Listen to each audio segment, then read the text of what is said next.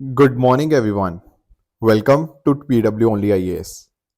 दोस्तों, बात करें अगर हम द हिंदू के फ्रंट पेज की, तो यहाँ पर आप नोटिस कर पाओगे जो जीएसटी रेवेन्यू है ना, उसमें काफ़ी अच्छा इंक्रीज हमें देखने को मिल रहा है। अगर हम बात करें अक्टूबर महीने की, तो लगभग 1.87 लाख करोड़ यहाँ पर इतना रेवेन्यू हमें यहाँ पे अक्टूबर मंथ में देखने को मिला है। तो ग्रोथ काफ़ी अच्छे से हो रही है। पर अगर हम कंपैरिजन करते हैं ना, तो एक अप्रैल का मंथ एक ऐसा होता है जहाँ पर हर साल हमें काफ़ी अच्छे खासे हमें जीएसटी कलेक्शन देखने को मिलता है। तो इस बार 2.1 लाख करोड़ हमें अप्रैल के मंथ में देखने को मिला था। तो बीच में ज़्यादातर महीने हमने अच्छा ही परफॉर्म किया, कुछ एक दो महीने थोड़े नीचे थे, but otherwise it is a very good number कि हम 1,80,000 करोड़, राइट, और 1.9 लाख करोड़ उसके आसपास हम नंबर हर महीने हमें यहाँ पे अचीव होते हुए देखने को मिल रहे हैं। पर एक बात जो हमें यहाँ पे और भी पता होनी चाहिए, इनके फर्दर एनालिसिस से हमें ये पता लगता है कि कुछ एक स्टेट्स तो हैं जो बहुत अच्छा कर रही हैं, जैसे फॉर एग्जांपल केरला हो गया, आपका गुजरात हो गया, राइट, जहाँ पर नंबर्स काफ़ी तेज़ी से इंक्रीज हो रहे हैं। पर कुछ एक स्टेट्स ऐसी भी हैं, जैसे जम्मू कश्मीर हो गया, सिक्किम हो गया, वहाँ पर नंबर्स जो है ना वो नेशनल एवरेज से काफ़ी नीचे हमें देखने को मिलते हैं। तो यानी कि अगर हमें बैलेंस रीजनल ग्रोथ हमें अचीव करनी है, इट इज़ इंपॉर्टेंट कि जो जीएसटी कलेक्शंस है वो सब जगह से हमें अच्छे नंबर्स हमें यहाँ पे देखने को मिले। दोस्तों, डेट है आज की 2 नवंबर 2024 एंड आप सभी का स्वागत है आज के प्रीलिम बूस्टर न्यूज़ डिस्कशन में। पहला जो हम डिस्कशन करेंगे topic, that is north Atlantic right whale के बारे में। देखो, मैंने आप लोगों को ना बैलीन वेल्स पहले भी पढ़ाया था। बैलीन वेल जैसे आप पिक्चर में देख पा रहे होंगे ना, कुछ इस तरह की वेल्स होती हैं जिनमें एक अलग ही तरह का एक फ़िल्टरिंग सिस्टम होता है। एक्चुअल में ये फ़िल्टर ही है एक तरह से। जैसे फॉर एग्ज़ाम्पल पानी होगा, तो पानी इनके माउथ में जाएगा, ठीक है। अब पानी चला गया, बाकी चीज़ें चलेगी। फिर ये जो फ़िल्टर होंगे ना, इसको ये बंद कर लेंगे।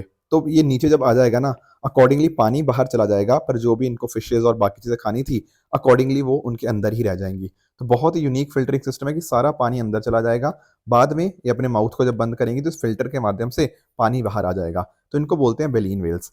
अब यहाँ पर अगर हम बात करें ना, इसी एक पर्टिकुलर बैलीन वेल है, that is north Atlantic right well. अब बड़ा ही इंटरेस्टिंग इसमें ये देखने को मिला कि अगर हम बात करें 2010 से लेके 2020 की, उस समय इनकी पॉपुलेशन काफ़ी तेज़ी से गिरी। It reduced by nearly 25%। पर 2020 के बाद हमने थोड़ा इनको कंजर्व करना स्टार्ट किया, एंड अकॉर्डिंगली पिछले अगर हम कुछ सालों की बात करें, तो 4% से इसमें नंबर्स के अंदर इंक्रीज देखने को मिला है, जो कि एक अच्छी बात है। हालांकि अभी भी खतरा थोड़ा बढ़ा ही हुआ है, बट फिर भी वी आर ट्राइंग टू कि इनके नंबर जो हैं वो इनको हम इंक्रीज कर पाएँ। तो लार्ज पेलिन व्हेल की एक कैटेगरी आपको नॉर्थ अटलांटिक ओशन में देखने को मिलती है, जिसका नाम नॉर्थ अटलांटिक राइट व्हेल है। ये माइग्रेटरी एनिमल्स होते हैं। क्यों? क्योंकि जब मान लो आपका जो आपका विंटर का समय है, उस समय ये थोड़ा गर्म पानी में चले जाएँगे, एंड मान लो जब कहीं न कहीं गर्मी ज़्यादा हो चुकी है, समर हो चुका है, तो उस समय ये कूलर वाटर्स के अंदर माइग्रेट कर जाते हैं। तो माइग्रेटरी एनिमल्स आपको देखने को मिल जाएँगे। बात करें दोस्तों हैबिटेट की, तो डिपेंड करता है कि गर्मी का समय है या सर्दी का समय है, उस हिसाब से ऊपर-नीचे यहाँ पे इनकी मूवमेंट होती रहती है, ठीक है? पर ज़्यादातर समय ये आपका बेस और पेनिनसुला के पास में ही बिताते हैं, एंड साथ-साथ शैलो कोस्टल वाटर्स में ज़्यादातर समय आपको ये बिताते हुए देखने को मिल जाएँगे। यूएस और कनाडा में मेजरली आपको ये रिस्ट्रिक्टेड आपको नॉर्थ अटलांटिक राइट व्हेल देखने को मिलती है। इनके कुछ कैरेक्टरिस्टिक्स होते हैं, जैसे फॉर एग्ज़ाम्पल बेनिन प्लेट्स मैंने बात करी, इनमें डॉर्सल फिल नहीं होता, और एक इनकी जो बैक होती है, वो ब्रॉडर आपको देखने को मिल जाएगी, राइट? इनके बारे में कुछ और जो फैक्चुअल चीज़ें आपको पता होनी चाहिए ना, कि 3 राइट व्हेल्स की स्पीशीज़ हमें देखने को मिलती हैं। एक तो नॉर्थ अटलांटिक राइट व्हेल थी, उसी तरह से एक सदर्न राइट व्हेल हो गया, एंड एक तीसरा हो गया पिग्मी राइट व्हेल्स। अब आपको ध्यान में ये रखना है कि इनका जो आईयूसीएन स्टेटस है, that is critically endangered, and sites में ये अपेंडिक्स 1 में आपको देखने को मिल जाएँगी। ध्यान ये रखना कि इनकी पॉपुलेशन पिछले कुछ सालों में इंक्रीज़ हुई है, रिड्यूस नहीं हुई। 2010 से 2020 के बीच में कम हुई थी, पर 2020 ऑनवर्ड्स हमें इनका नंबर इंक्रीज़ होता हुआ देखने को मिल जाता है।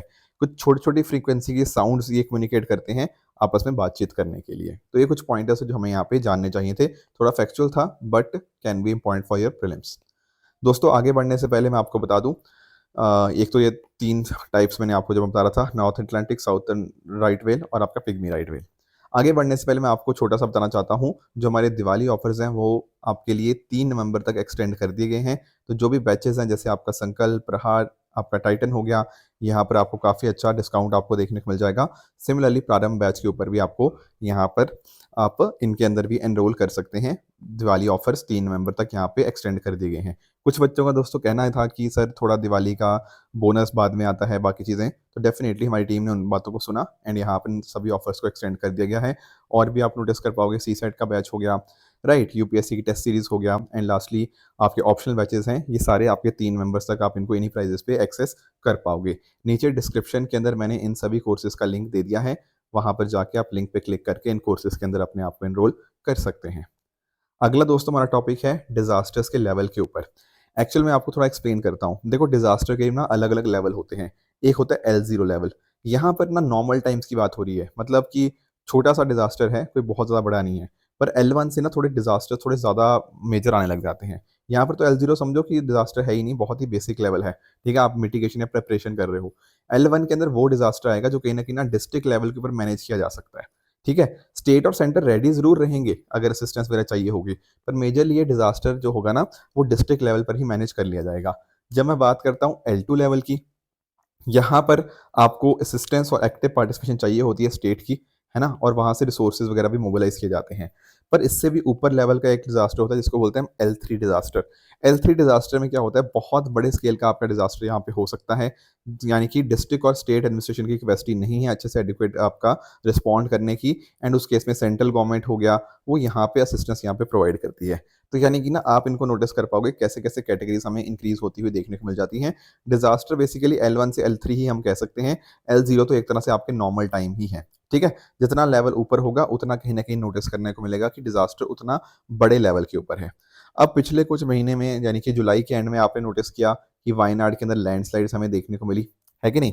अब यहाँ पर ना जो आपके एक बात उठी कि हमें ना ये जो वायनाड लैंडस्लाइड है, क्या इसे लेवल 3 का एक तरह से डिजास्टर घोषित कर देना चाहिए क्या। तो एक्चुअल में क्या होता है ना, हमारे पास एक कमेटी है, एक हाई पावर कमेटी देखने को मिलती है। इसको 1999 के अंदर बनाया गया था जब अटल बिहारी वाजपेयी जी प्राइम मिनिस्टर थे। उन्होंने यहाँ पर एक क्लासिफिकेशन करी थी 1 2 3 लेवल की। तो ये जो कमेटी होती है ना, यही ये बताती है कि कौन से लेवल में ये आएगा।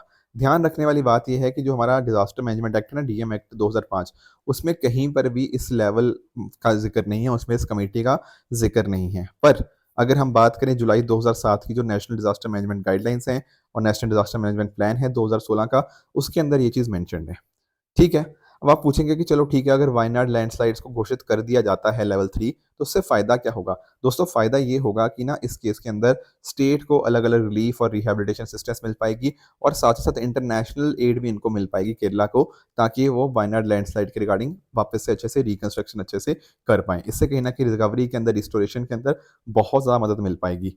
ध्यान रखना, अभी तक L3 बनाया नहीं गया है। अभी ये बोला गया है कि जो कमेटी होगी ना, वो 2 हफ्ते के अंदर अपना फैसला बताएगी कि कौन से लेवल का ये डिजास्टर था।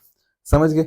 और ये जो हम बात कर रहे हैं, दरअसल में हम बात कर रहे हैं कौन से एरियाज की, वेस्टर्न घाट्स की, क्योंकि जो आपका वायनाड है वो आपको वेस्टर्न घाट्स में ही देखने को मिल जाएगा। देखो, वेस्टर्न घाट्स की आप खासियत देखिए, जब हम बात करते हैं ना यहाँ पे महाराष्ट्र वाले रीजन की, ये होते हैं हमारे नदर्न वेस्टर्न घाट्स। इनमें हम यहाँ पे इनको कई बार सह्याद्री नाम से भी इनको बोल दिया जाता है, राइट। उसी तरह से कर्नाटका में आते आते ये इनको थोड़ा आपका नीलगिरी नाम से भी बोला जाता है, राइट। एंड लास्टली इवन आपका तमिलनाडु में भी इनको ना नीलगिरीज के नाम से ही बोला जाता है। और नीचे अगर मैं बात करूं केरला वाले रीजन की, वहां पर अन्नामलाई हिल्स हो गया, कार्डामन हिल्स हो गया, वो आपको यहाँ पे देखने को मिल जाती हैं। तो ये थोड़ा सा आपको वेस्टर्न घाट्स के बारे में पता होना चाहिए। अब जब मैं बात करता हूँ ना वेस्टर्न घाट्स की, तो आप इस पिक्चर में देखना, हमें इनकी स्टेट्स पता होने चाहिए। एक्चुअल में क्या है ना, गुजरात से ये स्टार्ट हो जाती हैं, फिर गुजरात से मूव करती महाराष्ट्र, आगे गोवा, आपका कर्नाटका आ गया, राइट, और केरला एंड इवन तमिलनाडु। तो टोटल 6 स्टेट्स हमें ऐसे देखने को मिलते हैं जिनसे वेस्टर्न घाट्स हमें पास होती हुई देखने को मिल जाएंगी। बाकी ये हिमालयन माउंटेन से भी काफ़ी पुरानी आपको देखने को मिल जाएंगी। 2012 में यूनेस्को ने भी वर्ल्ड हेरिटेज साइट का इसको दर्जा दिया था। एंड साथ ही साथ जो डेक्कन प्लेट्यू है वो बसाल्ट रॉक से बना हुआ है। ये कुछ एरियाज़ के बारे में आपको जानकारी होनी चाहिए। इसके अलावा आप लोगों ने ज्योग्राफी के अंदर भी पढ़ा होगा कि जो माउंटेन्स हैं ये तब फॉर्म हुई थी जब भारत अफ्रीका से सेपरेट हुआ था, है ना। ये बातें आपने पढ़ी हुई होंगी। बाकी इसके अलावा जब आप कॉन्टिनेंटल ड्रिफ्ट थ्योरी वगैरह पढ़ते हो और बाकी चीज़ें पढ़ते हो, तो उसमें आप अंडरस्टैंड करते हो कि जब आपका सुपर कॉन्टिनेंट गोंडवाना का ब्रेकअप हुआ, उस समय इनका भी हमें फॉर्मेशन देखने को मिला, और बाद में जो आपका लेट जुरासिक और अर्ली क्रिटेशियस पीरियड है, वहाँ पर ये फॉर्म होती हुई देखने को मिल जाती हैं। बाकी वेस्टर्न घाट्स की कंजर्वेशन को रिलेटेड 2 कमेटीज भी बनी थी। एक कमेटी बनी थी 2011 के अंदर, माधव गाडगिल कमेटी, एंड दूसरी थी आपकी के कस्तूरीरंगन कमेटी। एक्चुअल में क्या था, जो आपकी गाडगिल कमेटी थी ना, इसने तो लगभग आपके पूरे वेस्टर्न घाट्स को ही बोल दिया था as a ecological sensitive zone, and वहाँ पर 3 कैटेगरीज के अंदर डिवाइड कर दिया गया था। और यहाँ पर ना डेवलपमेंट को कम ध्यान में रखा गया था, यहाँ पर कंजर्वेशन का ज़्यादा ध्यान था, राइट। एंड उसी वजह से गाडगिल के बाद एक रिव्यू कमेटी बनती है, दैट इज के कस्तूरीरंगन कमेटी। यहाँ पर दोनों को बैलेंस करने की कोशिश करी गई आपका, ताकि इकोनॉमी डेवलपमेंट भी हो पाए, एट द सेम टाइम हम वहाँ पे उस चीज़ों को कंजर्व भी कर पाएँ। तो इनके हिसाब से 37% ऑफ वेस्टर्न घाट्स इसको इकोलॉजिकली सेंसिटिव यहाँ पे घोषित किया गया, एंड उसके बेसिस के ऊपर ये देखा गया कि कहाँ कहाँ पे ह्यूमन सेटलमेंट्स या ह्यूमन एक्टिविटीज़ हो सकती हैं, कहाँ नहीं हो सकती। तो ये दोनों कमेटीज़ के बारे में यूपीएससी ने ऑलरेडी क्वेश्चन पूछा हुआ है, तो आई होप आपको इनके बारे में आइडिया लग गया होगा। अगला दोस्तों हमारा टॉपिक है researchers in a lab near lake Erie study how toxic algae can damage health. मैं थोड़ा सा ना पहले आपको ग्रेट लेक्स के बारे में बता देता हूँ। अगर आप इस पिक्चर को देख पा रहे हो ना, तो यहाँ पर आप नोटिस कर पाओगे 5 ग्रेट लेक्स के बारे में। ये एक्चुअली ना इन पांचों में से जो 4 लेक्स हैं वो आपको कनाडा और यूएसए के बीच में देखने को मिल जाती हैं, और ये जो आपकी लेक मिशिगन है ये आपकी पूरी पूरी आपकी यूएसए के अंदर ही है। तो लेक मिशिगन एक आपको पता होना चाहिए, it lies entirely in USA.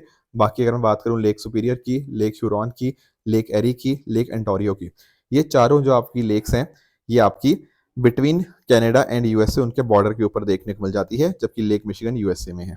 ठीक है, ये बातें हमने पढ़ी भी हुई हैं। ठीक है, थोड़ा सा और अगर आप फैक्ट देखना चाहते हो तो यहाँ पर आपको शैलोएस्ट ग्रेट लेक आपको देखने को मिल जाएगी। बाकी ये जो आपका लेक एरी की अगर मैं बात करूँ ना, तो ये ड्रेन करती है। मैं थोड़ा एरी के बारे में हम बात करेंगे यहाँ पे, तो आप नोटिस कर पाओगे नियाग्रा जो रिवर है, ठीक है, उसके थ्रू यहाँ पे ड्रेन करती है। एंड डेफिनेटली जो सेंट लॉरेंस सीवे है उसका बहुत असेंशियल पार्ट आपको ये देखने को मिल जाएगा लेक एरी, और ये चौथी लार्जेस्ट है ऑफ द ग्रेट लेक्स। तो ये बात आपको यहाँ पे पता होनी चाहिए। बाकी इसकी ट्रिब्यूटरीज भी आप यहाँ पे पढ़ सकते हो, हालांकि उतने इंपॉर्टेंट है नहीं। पर हम इसको डिस्कस आज इसलिए कर रहे हैं ना ग्रेट लेक्स को, क्योंकि यहाँ पर ना हमें एक साइनोबैक्टीरिया की वजह से कुछ ग्रुप ऑफ टॉक्सिन्स प्रोड्यूस होते हैं, उनको हम बोलते हैं माइक्रोसिस्टिन। थोड़ा समझना, मैंने क्या कहा, ये जो माइक्रोसिस्टिन है ये क्या है, ये टॉक्सिन्स है। ये टॉक्सिन प्रोड्यूस कौन कर रहा है, प्रोड्यूस किए जा रहे हैं साइनोबैक्टीरिया के बाद द्वारा। और ये साइनोबैक्टीरिया के बाद जो टॉक्सिन्स प्रोड्यूस करेंगे, ये टॉक्सिन्स क्या करते हैं, कहीं ना कहीं जो पानी की सप्लाई है उसको गंदा कर देते हैं, उसको कंटामिनेट कर देते हैं। एंड अगर वो पानी इंसान पिएंगे या एनिमल्स पिएंगे, उनको लिवर डैमेज तक हो सकता है। Do you understand? तो यहाँ पर ऐसा देखा गया है कि लेक एरी के अंदर यही कुछ कंडीशंस हमें देखने को मिल गई हैं, जिस वजह से कहीं ना कहीं पानी यहाँ पे गंदा हो गया है, एंड अकॉर्डिंगली बहुत सारे आपके जो पॉइजनिंग एपिसोड्स हमें एनिमल्स और ह्यूमंस के अंदर पिछले कुछ दिनों के अंदर देखने को मिले हैं। तो ये हमें ये बताता है कि किस तरह जो टॉक्सिक एल्गी है ना, वो कहीं ना कहीं आपकी हेल्थ को डैमेज कर सकता है। जैसे अगर आप नोटिस कर पाओगे, अभी तक 60 से भी ज़्यादा माइक्रोसिस्टिन यहाँ पे कैरेक्टराइज करे गए हैं, जो कि हेप्टोटॉक्सिक साइक्लिक पेप्टाइड्स है। ठीक है, और ये कहीं ना कहीं लाइफ स्टॉक और ह्यूमंस की पॉइजनिंग के लिए रिस्पॉन्सिबल है। एंड इसके माध्यम से आप नोटिस कर पाओगे इवन कैंसर तक यहाँ पे हो सकता है। एंड साथ ही साथ बात करें जो माइक्रोसिस्टिन है, ये आपके टॉक्सिन्स ऐसे हैं जो आपके प्रोटीन्स को भी, जैसे आपका प्रोटीन फॉस्फेटेस 1 एंड आपका 2A, इन दोनों की एक्टिविटीज़ को भी इनहेबिट या रोकते हैं। तो ये कुछ बातें थी लेक एरी के बारे में, और साथ ही साथ ये जो मैं बात कर रहा था आपके माइक्रोसिस्टिन की, ये बात आपको यहाँ पे पता होनी चाहिए। चलें आगे। ठीक है, अगला टॉपिक दोस्तों है हमारे सामने, that is centre notifies guidelines on seaweed import. देखो मैंने आप लोगों के साथ सी वीड्स ना पहले भी डिस्कस किया था।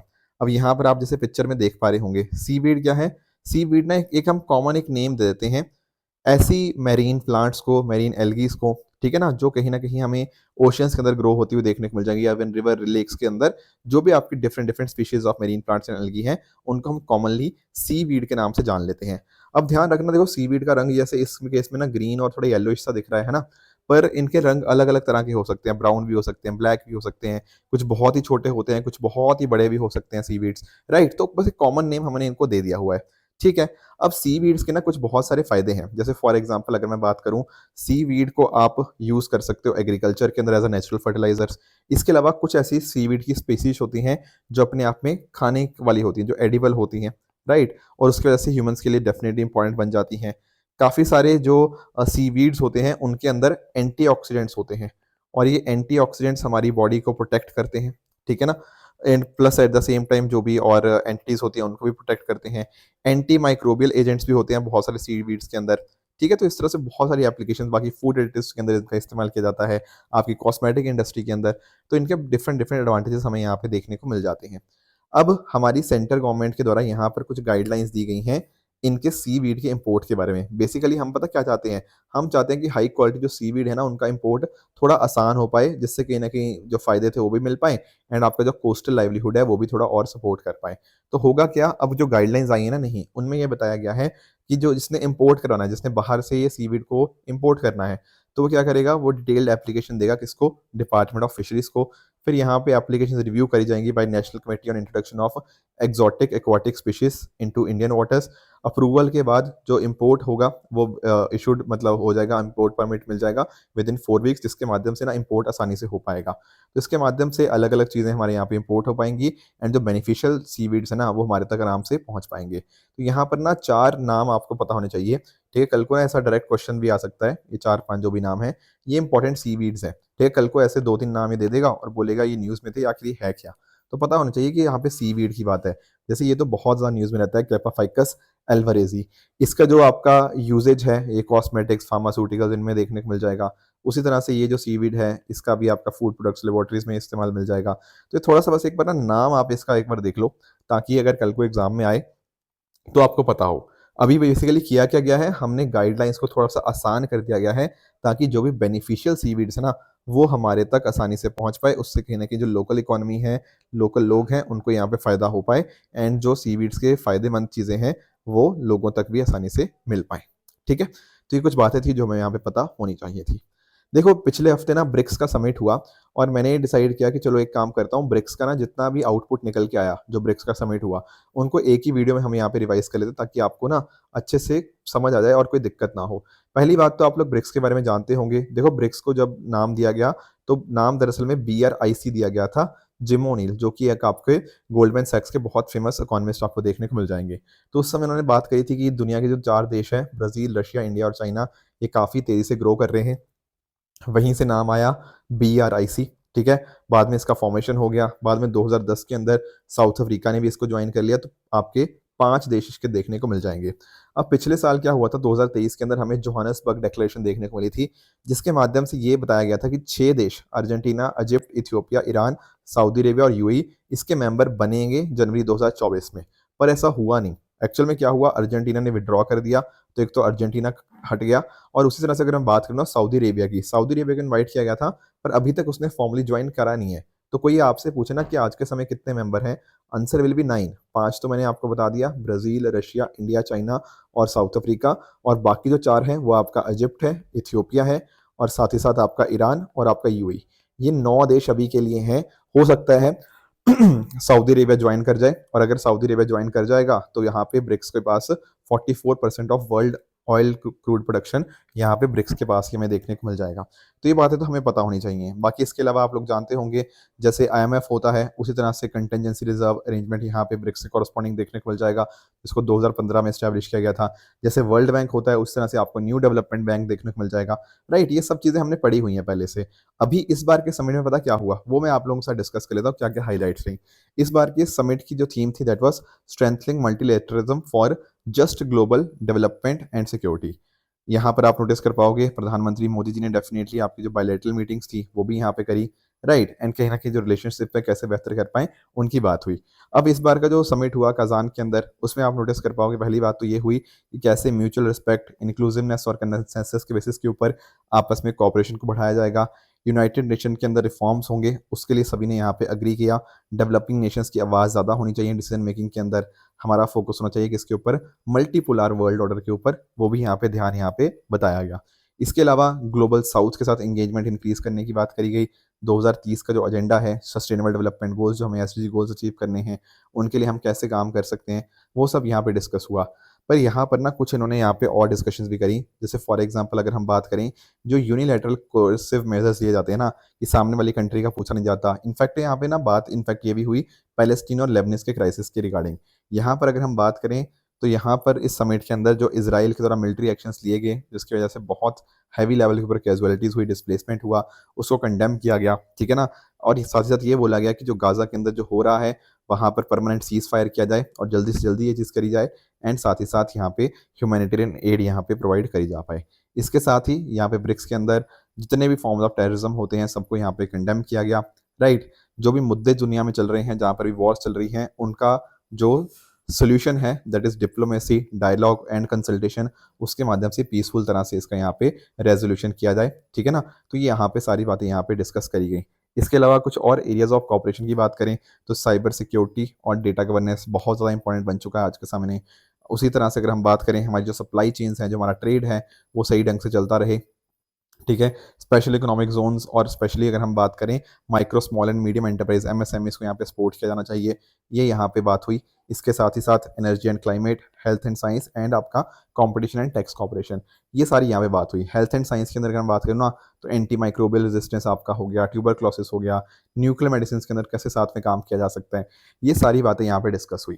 देखो कई बार मीन्स के अंदर ऐसा क्वेश्चन आ सकता है कि ब्रिक्स की क्या इंपॉर्टेंस है, कहाँ कहाँ पे कॉपरेशन की जा रही है, तो वहाँ पर भी आप ये पॉइंटर्स अपने आंसर्स में डाल सकते हो। अदरवाइज इन जनरल भी आपको ये चीज़ें पता होनी चाहिए क्योंकि डेफिनेटली ये काफ़ी काम की हो सकती हैं, ठीक है। तो ये था ब्रिक्स का समिट। ओवरऑल मैंने सारा ही आपको बता दिया ताकि जो डेली डेली बेसिस पे छोटी छोटी चीज़ें होती हैं ना, उसके बजाय हमने खत्म होने के बाद पूरा अच्छे से इसको डिटेल में अच्छे से समझ लिया है। अब आ जाते हैं अपने एमसीक्यूज़ की तरफ। यहाँ पर आपका जो पहला एमसीक्यू है वो आपका हिस्ट्री के साथ लिंक्ड है। इनफैक्ट आज ना आई थिंक 2-3 क्वेश्चन है हिस्ट्री के रिगार्डिंग। तो पहला क्वेश्चन आप ये क्वेश्चन नंबर 1 है, इसका आंसर आप मुझे बताइएगा क्या इसका आंसर होगा। क्वेश्चन नंबर 2 आपका ये भी हिस्ट्री के साथ लिंक्ड है, इसका आंसर भी मुझे आप कमेंट्स में बता सकते हो। और जो थर्ड क्वेश्चन है वो जस्टिस सीमा कमेटी के बारे में है, बहुत न्यूज़ में रही है, मैंने भी डिस्कस किया हुआ है पहले भी, बट फिर भी एक बार आपको ध्यान में लाने के लिए ये थर्ड क्वेश्चन आपके सामने देखने को मिल जाएगा। इसके अलावा मैंने जो आपसे पहले होमवर्क पूछा था, एक था कि घड़ियाल आपको कहाँ देखने को मिल जाएंगे नेचुरल हैबिटेट के अंदर। देखो बहुत ही आसान क्वेश्चन है ये तो, इसका आंसर है आपका चंबल रिवर। मैं आपको एक चीज़ थोड़ा सा मैं आपको बताता हूँ कि देखो अगर ऐसे क्वेश्चंस आप मिस कर पा रहे हो ना, इसका मतलब कि आपने वो टॉपिक या वो सब्जेक्ट अच्छे से पढ़ा नहीं है, क्योंकि इन्वायरमेंट के अंदर बार बार इस चीज़ का डिस्कशन होता है, ठीक है। तो ये एक ईजी क्वेश्चन है, ठीक है। अगर ऐसे क्वेश्चन में दिक्कत आ रही है ना कहीं आपका जो आपने जो पढ़ा है ना, जो टॉपिक्स पढ़े हैं, जो स्टैटिक पोर्शन आपका पढ़ा है, उसमें कुछ ना कुछ मिसिंग है, ये बात आप ध्यान में रखना। अदरवाइज घड़ियाल तो बहुत न्यूज़ में भी, इनफैक्ट करंट अफेयर्स में भी काफ़ी बार हमारे रहते ही हैं। गंगस रिवर की हम बात करते हैं, सोन रिवर, चंबल रिवर की बात करते हैं, वहाँ पर आपको मैसिव लेवल पे देखने को मिल जाती हैं। तो इसलिए option number B will be the right answer. उसी तरह से अगर हम बात करें प्रोसोपिस जूलीफ्लोरा की, ये देखो करंट में कई बार रहता है, ठीक है, ये मुद्दा। एक्चुअल में क्या होता है, ये जो आपका जो प्रोसोपिस आपका जूलीफ्लोरा है, ये आपकी एक इन्वेजिव स्पीशीज़ है। इसको ना इंडिया के अंदर जो कॉलोनियल टाइम्स है उस समय यहाँ पे लाया गया था। इन्वेजिव स्पीशीज़ होने की वजह से डेफिनेटली यहाँ पर जो भी आपका बायोडाइवर्सिटी होता है, जो उस एरिया में ग्रो कर रहा होता है, उसको रिड्यूस कर देता है। इसीलिए इसका आंसर रहेगा ऑप्शन नंबर बी, ठीक है। मेजरली आपको ना ये मैक्सिको हो गया, साउथ अमेरिका हो गया, कैरेबियन हो गया, वहाँ के नेटिव है। इंडिया के लिए इन्वेजिव स्पीशीज है, तो इसलिए जिस एरिया में ये ग्रो होगा, यहाँ पर आप पिक्चर देख पाओगे, वहाँ पर ये अपनी जो बायोडाइवर्सिटी है उसको एक तरह से रिड्यूस कर देता है। अब आ जाते हैं अपने ट्रू फॉल्स की तरफ। यहाँ पर आपके सामने 3 स्टेटमेंट्स हैं, इन तीनों को पढ़िएगा एंड बताइएगा इनमें से कौन सा ठीक है, कौन सा गलत है। इसके अलावा मैंने आपसे जो पहले होमवर्क दिया था, एक था पेट्रापोल लैंड पोर्ट के बारे में। देखो ये जो पेट्रापोल लैंड पोर्ट है ना, ये इंडिया और बांग्लादेश के बीच में, ना कि नेपाल के बीच में। इसीलिए आपका जो फर्स्ट स्टेटमेंट होगा वो आपका इनकरेक्ट हो जाएगा। बात करें देखो आयुष्मान भारत प्रधानमंत्री जन आरोग्य योजना की, तो डेफिनेटली 70 साल से ऊपर वाले जितने भी सीनियर सिटीजन हैं, इररिस्पेक्टिव कि वो अमीर है, गरीब है, मिडिल क्लास है, सबको यहाँ पे एलिजिबल हैं। Yes that is correct. Third statement की बात करें, United nation relief and work agency for Palestinian refugees, बिल्कुल इसको 1949 के अंदर ही प्रोवाइड आपका बनाया गया था, तो ये बात भी सही है। सिविल रजिस्ट्रेशन सिस्टम आपका यूनियन लिस्ट के अंतर्गत नहीं आता, मैंने आपसे डिस्कस किया था, this comes under concurrent list, right.